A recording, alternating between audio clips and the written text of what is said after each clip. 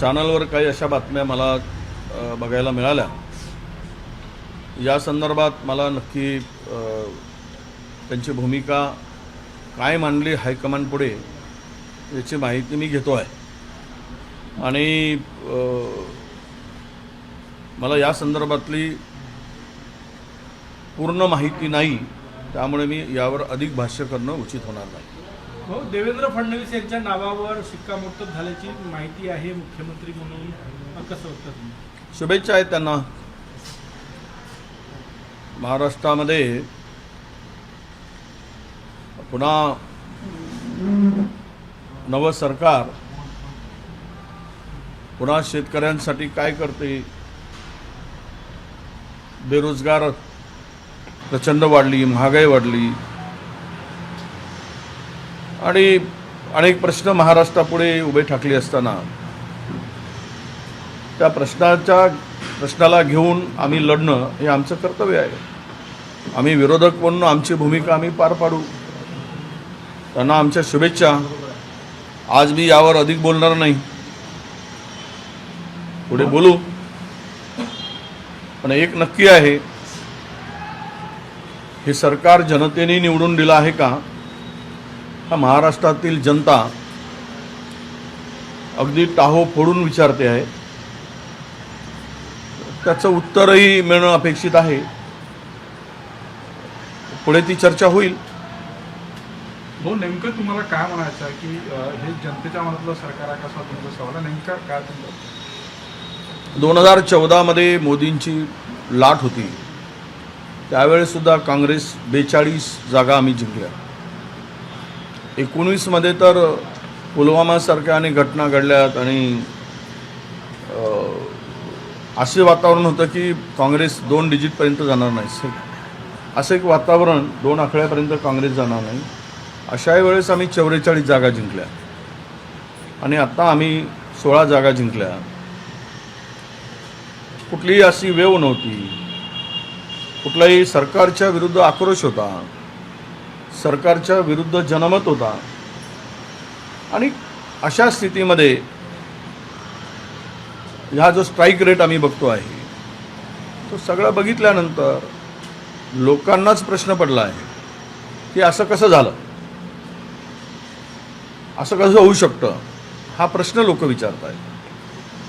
त्यामुळे याचं विश्लेषण आम्ही आरामशीर करू, घाई न करणं चुकीचं आहे।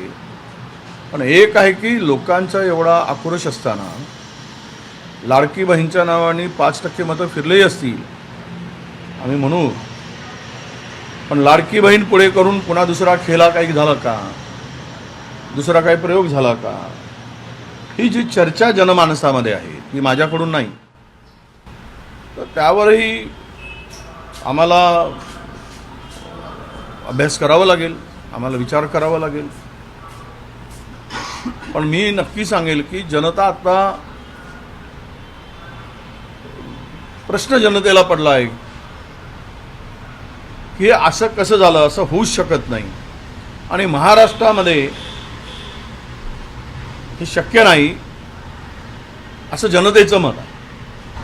भाऊ, शेतकऱ्यांचे मोठे प्रश्न होते, तुम्ही सोयाबीनला 7,000 रुपये भाव देण्याची देखील घोषणा केला होती, त्यामुळे शेतकरी कुठेतरी तुमच्या बाजूने राहील अशी अपेक्षा होती, मात्र प्रत्यक्ष निकालात तसं दिसत नाही। आता म्हणूनच शेतकरी संकटात होता। सोयाबीन, कापूस अजूनही विकला जात नाही, MSP तर सोडाच, त्याचा कितीतरी कमी भाव मिळतो आहे। खूप गोष्टी आहेत, पीक विम्याचे पैसे मिळाले नाहीत, अवकाळी पावसाचे पैसे मिळाले नाहीत, अतिवृष्टीचे पैसे मिळाले नाहीत, सगळ्या शेतीमालाचे भाव पडलेत, महागाई उच्चांकावर आहे, मध्यमवर्गीयाला जगणं कठीण झालं आहे। हे सगळे प्रश्न ऐरणीवर असताना, सरकारच्या विरुद्ध राग असताना अशा प्रकारचा ज्यावेळेस निकाल येतो त्यावेळेस स्वाभाविकपणे लोकांच्या पुढे असे प्रश्न निर्माण होतात। आता त्याचं समाधान आणि उत्तर याची वाट बघतो आम्ही। अजितदादा गटाकडून दावा केला जातोय की शरद पवारांचे जे आमदार निवडून आले 10 तेही अजितदादा गटाच्या संपर्कात आहे। नाही, आता कोणाच्याही संपर्कात राहोत, शेवट कसं आहे की सगळेच आता मोदीजी आणि शहाजी हे म्हणतील तेच होईल. आता राजे बोलायचं, राजा बोले और दल हले, वो दल वैसे ही हलता है. राजे जे करतील ते होणार आहे. त्यांना विरोधकच मुळात ठेवायचा नाही आणि त्या भूमिकेतून सगळं सुरू आहे. काँग्रेसच्या पराभवाचं प्रदेश पातळीवरचं जे नेतृत्व आहे ते आत्मपरीक्षण करणार आहे का, आत्मचिंतन करणार आहे का, आणि प्रदेश नेतृत्व बदलण्याची चर्चा आहे, तुमच्याकडे धुरा आली तर तुम्ही समर्थ आहे का या कंडिशनमध्ये सांभाळायला? नाही बघा, मला वारंवार जी काही जबाबदारी पक्षाने दिली ती मी सांभाळत आलो आहे. पक्ष जो निर्णय घेईल तो आदेश देईल, ते आपलं काम आहे सांभाळणं. पक्षाचा निर्णय आम्हाला मान्य राहील. पण अनेक ठिकाणी पराभव झाले ते अंतर्गत वादामुळे झाल्यात असल्याची चर्चा आहे. एक सामान्य जे कार्यकर्ते आहेत, नेते आहेत, त्यांना सातत्याने वाटत होतं की बळकटी कुठून तरी वर्ण मिळाली असती तर अजून मोठा पुश लावता आला असता. हे बघा, या जरतरच्या गोष्टी आहेत. अमित शहाजी सारखा धुरंधर चाणक्य माणूस असताना सुद्धा शेवटच्या टप्प्यापर्यंत या तीनही लोकांना जागा वाटपाचा तिळा सोडवता आला नाही. हे काय वाद कमी नव्हता. जवळपास 34 ठिकाणी ज्यांचे बंडखोरी झाले होते, हा वाद नव्हता काय महायुतीमधला? ह्या जरतरच्या गोष्टी आहेत. खरं तर आमच्यामध्ये असा कुठला वाद दिसत? आम्ही सर्व नेते एकत्र काम करत होतो, त्यामुळे आम्ही दोष देण्यापेक्षा किंवा आपण एकमेकावर असं कुठेही परिस्थिती नव्हती. महाविकास आघाडीमध्ये सुद्धा नव्हती. ती काय जागा वाटपापर्यंतच्या कुरबुरी तेवढ्या होतात. 3 पक्ष एकत्र आल्यानंतर ते तिथेही झालं, हे इकडे झाले. पण याचा अर्थ असा नाही की आम्ही एकमेकाच्या एका अपवाद वगळला तर आम्ही सामूहिक लढलो.